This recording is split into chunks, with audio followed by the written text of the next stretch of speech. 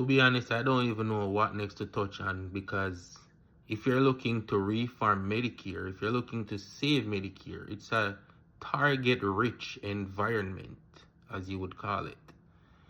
For example, you're already paying the high premiums, or to be fair to Medicare, there's a requirement, the work requirement, right?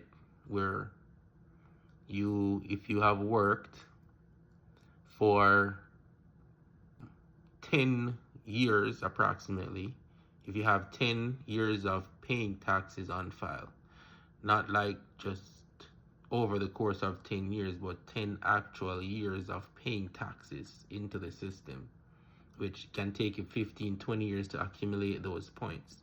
They measure them in points, right? If you've accumulated your 40 points, meaning you've paid your 10 years of taxes, then Medicare Part A is free. So you don't have to pay for it, because pretty much you've already paid for it, okay?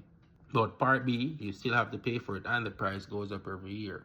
Medicare only pays for 80% if you go to the doctor, hospital, emergency room, for things like your blood test and things like that.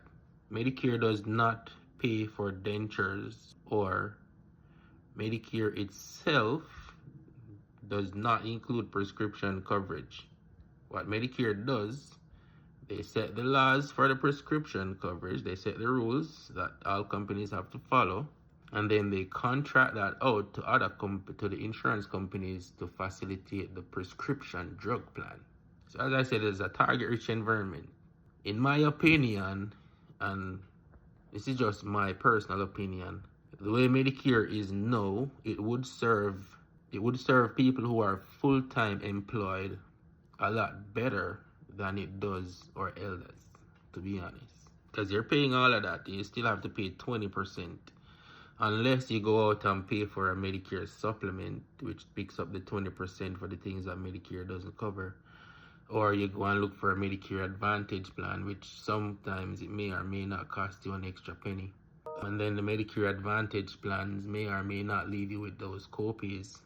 So the whole thing, when you look at it, it needs a serious revamping if you're going to save Medicare.